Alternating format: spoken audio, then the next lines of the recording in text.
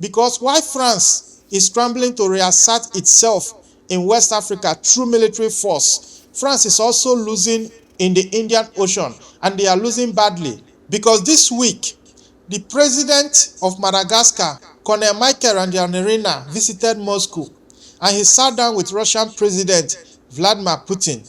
He met with Russian Defense Minister Andrei Belosov. His own defense minister held separate talks with Russian military officials. This was not a courtesy visit. This was a strategic alignment. Let me give you the background of what is happening between Russia and Madagascar. And I will take you back to October of 2025. Madagascar's former president, Andry Rajoelina, was overthrown following weeks of massive youth-led protests over water shortages, power cuts, and widespread poverty. When the elite CAPSAT military unit turned against the former president Rajoelina and joined the protesters, the game was basically over. Rajoelina fled the country, and here is the part that tells you everything you need to know. I covered this story extensively at the time. He departed Madagascar on a French military aircraft. When Emmanuel Macron was asked about it directly, he refused to confirm or deny French involvement in the extraction. But let us be serious. The former president of a French ally country at the time left on a French military plane. You can now draw your own conclusion about what that means. Rajoelina held French citizenship. He was France's man in Madagascar. He was an implant. He was their asset. And when his government fell, France lost its grip on the island. Colonel Randrianirina took power, was sworn in as interim president back in October 17, and immediately began charting a different course. And that course led straight to Moscow. And by December of 2025, Russia had already sent military personnel and weapons to Madagascar. A Russian military plane delivered troops along with 43 crates of weapons. I'm talking about assault rifles, sniper rifles, and anti-tank rocket systems to the Presidential Guard.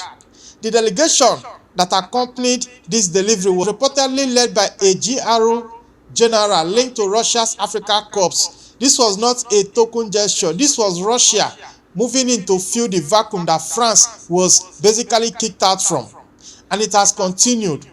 In January of this 2026, the Malagasy president confirmed that Russia was supplying military equipment and has sent delegation to train Madagascar's armed forces. The presidency itself made a point that historically, Madagascar has sourced the majority of its military equipment from Russia, going back to the Soviet era. The Kalashnikov rifle remains the most widespread weapon in the Malagasy armed forces to this day. This relationship between Madagascar and Russia is not really new. It was simply interrupted by decades of French influence through their puppet president. And now that French influence has been swept aside, that relationship is now being restored and expanded.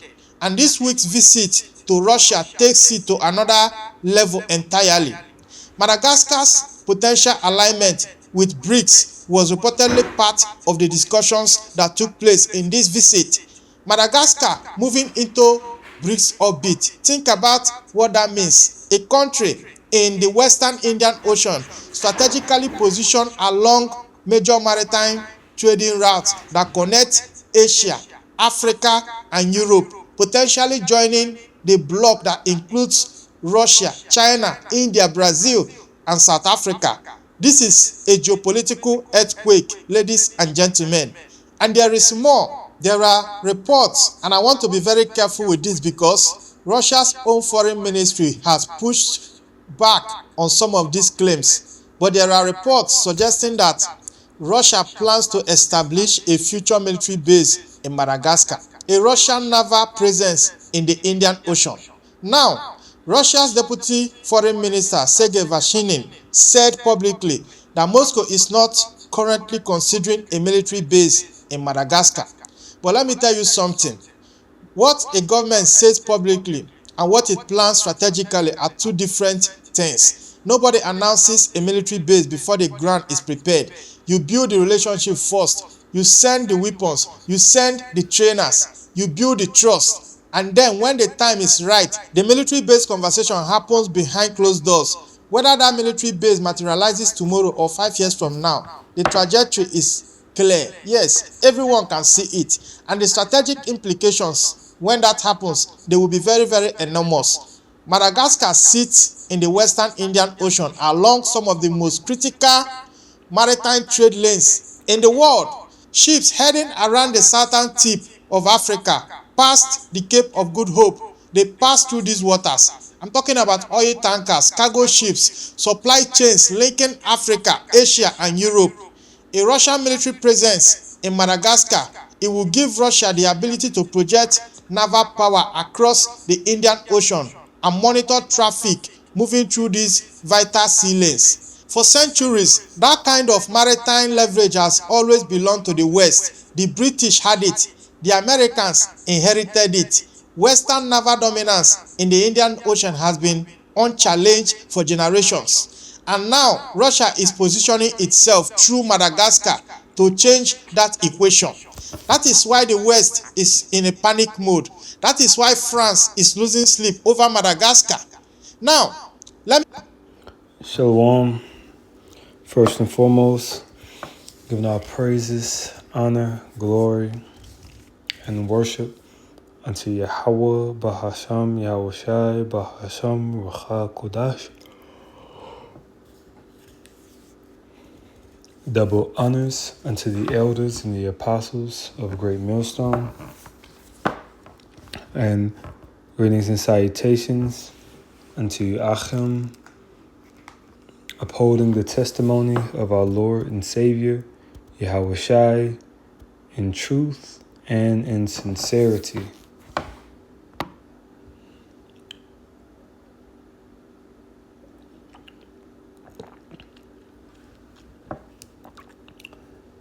All right. This is from Frontline_Africa. Fair use. There's no monetary gain being gotten from the the display of this clip. It's strictly for educational purposes only. And excuse me. And this is an excellent geopolitical page. This gentleman, I believe he's Nigerian, but he has fantastic analysis on geopolitics pertaining to Africa. And we essentially see these things through the lens of prophecy. And what was mentioned, of course, was taking place in Madagascar, was how that applies with France and Russia. This is biblical prophecy. All right. The beast system, biblically speaking, the beast system is on the ropes. France is on the ropes, and the EU and America are on the ropes globally. And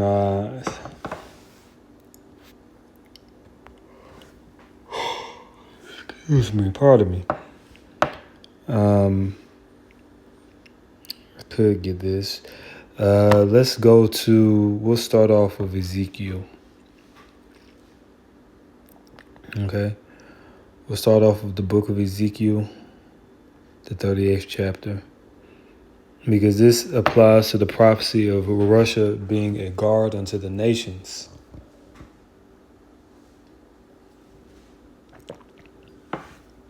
A guard against who? Against the West, which the West, NATO, EU, which includes America, is the beast of the book of Revelations. All right. So this is Ezekiel chapter 38 and verse 3. It says, "And say, thus saith the Lord Yahweh, behold, I am against thee, O Gog, the chief prince of Meshach and Tubal, And Gog is speaking of Russia.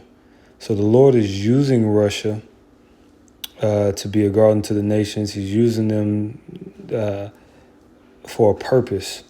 But at the end of the day, the Lord isn't with the Russians. The Lord is with the elect of the nation of Israel. All right. Verse 4, it says, and I will turn thee back and put hooks into thy jaws. That's talking about the Lord reviving Russia from the fall of the Soviet Union, which he has done. And that's what you see there with them cozying up to Madagascar. They're talking about possible military bases. It wasn't on the clip, but it was speaking of also the alliance of the Sahel and their relationship with Russia on that clip. Where it says, and I will bring thee forth in all thine armies, horses and horsemen. It's not talking about actual horses. It's talking about military hardware. And all of them clothed with all sorts of armor, even a great company with bucklers and shields, all of them handling swords. Persia, which the first country to be mentioned is the country that the President Trump is talking about bombing, which is Iran. Persia is talking about Iran. Ethiopia and Libya with them, all of them with shield and helmet. Gomer going into Turkey and all of his bands. The house of Togarmah of the North Quarters and all his bands, and many people with thee. And it's going into the bands of Gomer and Togarmah. It's talking about the different Turkish nations that essentially would be led under Turkey, and Turkey would be under Russia in World War III. Eurasian steppes, those nations, Kazakhstan, Uzbekistan, so on and so forth, Turkmenistan. All right. It says, be thou prepared, and prepare for thyself, thou and all thy company, and be assembled unto thee, and all thy company that are assembled unto thee, and be thou a guard unto them. So the Russians will be a guard unto the nations that are resisting the Western influence and dominance. Because the West, let's get that in Obadiah. Give me 1 second. I'm actually about to, hold up. I guess the cat is making a noise. I'm gonna take him outside. Come on. Yeah, just for the sake of the video, take him outside. Let him. All right.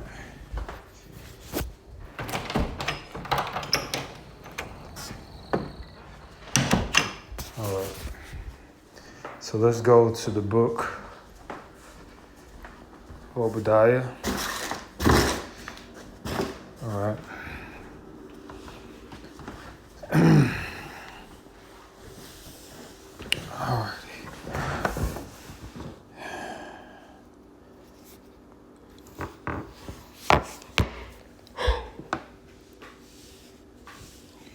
Where should we go? The point I want is, well, we'll start at verse 1 and we're going to skip down to the point. Obadiah chapter 1. Of course, it's one chapter. Verse 1. It says, the vision of Obadiah, thus saith the Lord Yahweh concerning Edom. And this Edom is talking about the entire nation of Edom, but when you read it biblically and in context, at certain parts it's talking about the whole nation, right? But in context, certain aspects is really just talking about America and NATO and the EU, all right? Because the true house of Esau, like how do I say, Basra, right, which is a chief city of Esau. That's in America. America is the spiritual. It's the modern Basra. All right, the people who rule America, all those people on the Eastern list, and all these maniacs, they're Edomites. Okay, now the Russians. Russia's a big country, but the Russians are Edomites as well, but they are not the citadel of Esau and the wickedness. The heart of Esau is in NATO and EU. Just the satanic essence of being degenerate and wicked and foul. That's found primarily more so in NATO and the EU. Right? So let's see here. It said, we have heard a rumor from Yahweh, an ambassador is sent among the heathen. Arise ye and let us rise up against her in battle. Right? The different nations are going to rise up against them in battle. Okay, and they'll be led by Russia. Here, let's read verse 2. It says, behold, I have made thee small among the heathen, thou art greatly despised. Right. France is greatly despised among the heathen nations. America, they're greatly despised. They're kicking them out of their country. They're removing their military bases. They're sick of... they're just sick of the wickedness, and really they're sick of the EU and America just, suffocating them and just taking everything. It's just, the greed is just insane. And we're going to actually get that in verse 5. This is actually the reason why I even brought this chapter up. It says, if thieves came to thee, if robbers by night, how art thou cut off? Would they not have stolen till they had enough? If grape gatherers came to thee, would they not leave some grapes? See, now, France, they don't leave any grapes. It's like, goodness, you gonna take all the grapes in the vineyard? This man is a maniac. He's like an apex thief.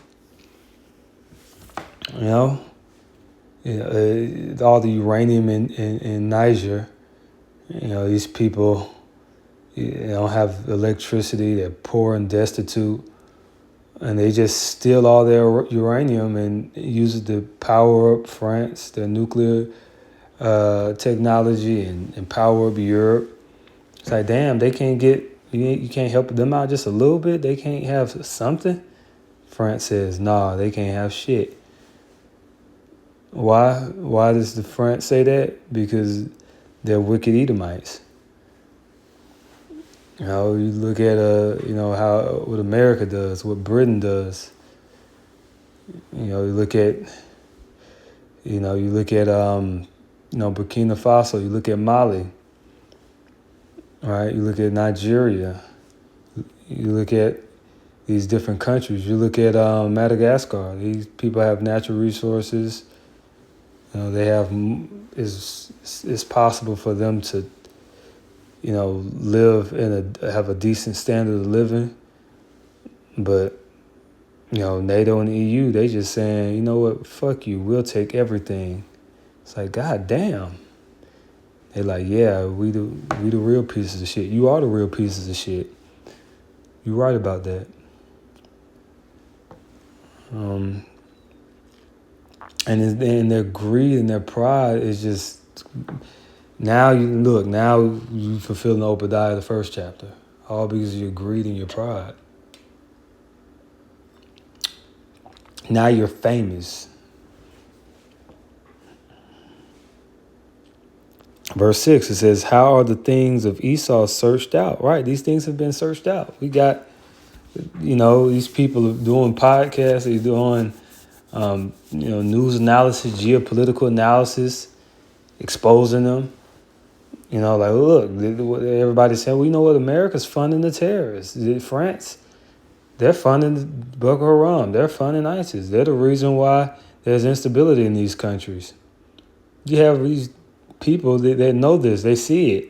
It's made evident. That's the fulfillment of the things of Esau being searched out. But they come and act like, oh, we're here to help.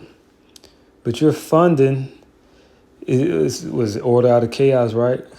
They're funding the very nuisance in these people's societies. All these people poor as, I don't know, these people in these other countries are poor as dirt. And people in America poor as dirt compared to the money that the elites have, these top, and even these lesser elites, hundreds of billions of dollars. And it's like, dude, you just shed a quarter of what you have, you'll be able to, so many people will be able to live and flourish and be prosperous. But they don't leave any grapes. They're gluttonous. They're like, no, we're taking all the grapes. Fuck you. Just filling their damn belly, filling their mouth, grape juice all on their t-shirt. Looking stupid. Yeah, you are looking stupid. Now look, now all these nations are saying fuck you. They're siding with Russia. And now you got to go to World War III with no allies. On the back foot. You going to World War III on the back foot. You're not about to win. Which ultimately, none of you heathens are going to win. Yahweh Shah is going to win, the Messiah, the Son of God, because he's going to return and he's going to flank you in World War III. He's going to flank you in Jehoshaphat. He's going to flank you in the Valley of Decision, which is the Levant, the Middle East. There at Armageddon.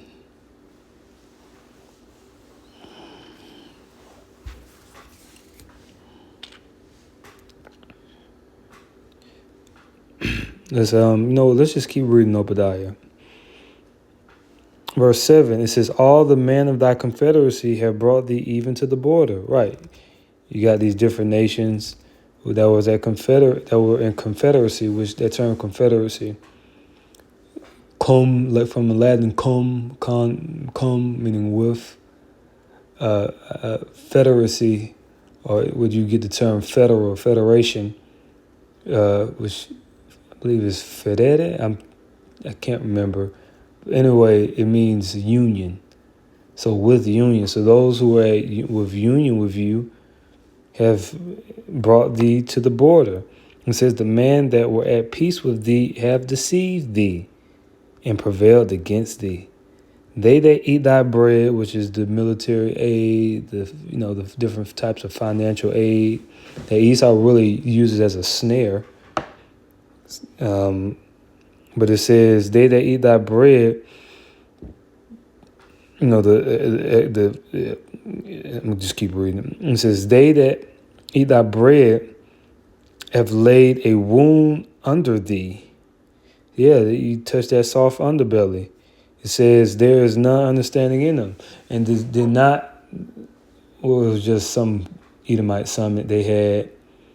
What was it? Was it in, I forget what city it was in. Was it in Vienna? They just had an Edomite summit. The West had a summit. I forget what city they just had it in. Pardon me. But they called Africa an individual. One of the French representatives. One of them. They call Africa NATO's NATO's underbelly. Which that in itself is like, dude, you saying that you rule over Africa. That's the same thing when you read, that's what they call Italy for Germany. They say Italy that's why the Allies went up through Italy to flank Germany. They call Italy Hitler's or Germany's underbelly, the Nazis' underbelly, soft underbelly.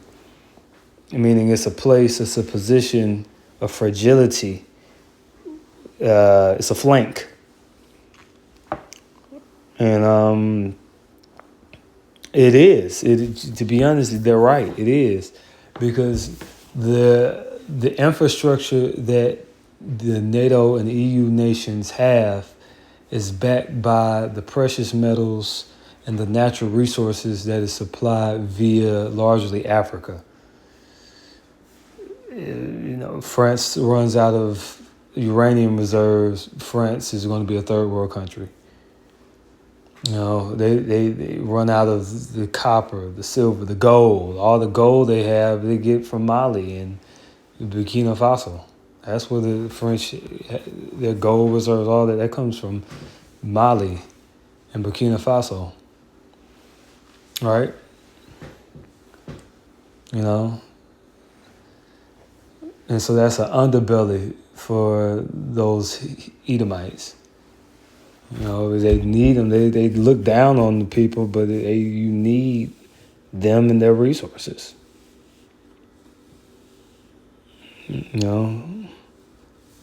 That's why, biblically speaking, it speaks about the bottomless pit. That's talking about Europe. Europe is considered the bottomless pit, the abyss, if I may, because they lack natural resources for an empire and a industrial economy, right? They don't have uranium. France doesn't have uranium. They steal their uranium from Niger. France doesn't have oil. They steal their oil from Niger. France doesn't have gold. They steal their gold from Mali and Burkina Faso.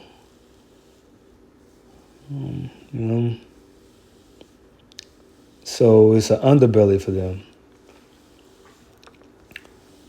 All right. Let's see here. It says, "They that eat thy bread have laid a wound under thee. There is none understanding in him." I'm just gonna keep reading Obadiah. Verse 8. It says, "Shall I not in that day, saith Yahweh, even destroy the wise man out of Edom, and understanding out of the mount of Esau?" Right, they're not making any wise decisions. They're examining the liver. It goes into witchcraft. That's what they do. It's the same thing the ancient Babylonians did. But it's like their wise men are making stupid decisions. And that's why they're right here, as we see. They got kicked out of Madagascar. They got kicked out of Mali. Got kicked out of Niger. Got kicked out of Burkina Faso. They almost got kicked out of Benin. But the thing is, you have to remember, France. I'm talking to you now. Or not France, the elites. Which the elites, they don't give a damn about the French either anyway. But they control the French. You have to remember, you're not going to be able to do this thing the way you did in the colonial period. One, because you have Russia being a guardian to them. Two, because the people know that you're full of shit now. The people know how wicked you are. So the populations of these nations, they're not going to settle. They're not going to be okay with you ruling over them. And it'll be a political nightmare for you to do a bombing campaign on the Alliance of Sahel, because most of the youth in Africa, they're aligned with the Alliance of Sahel. So if you do that, when or if you do that, this is going to cause a great uproar among the other nations that you have any political influence in. Your soldiers are going to be dragged out of military bases. It's going to get nasty. You know, you're not going to be safe anywhere you go as a Frenchman, and you know, as an Edomite. I mean, this is just biblical prophecy. It's nothing. It's not personal. It's what you are. It's who you are, and it's we're just giving. We're in the news. Just what it is, man. Just what it is. Biblical prophecy. You believe in the Bible, right? Oh, okay. Yeah. So we do hope this lesson was edifying. We give all praises, honor, glory, and worship unto Yahweh, Bahasham, Yahweh Shai, Bahasham, Kodash. Double honors unto the elders and the apostles of Great Millstone. Salutations unto you, Akim. Shalom, and keep the faith.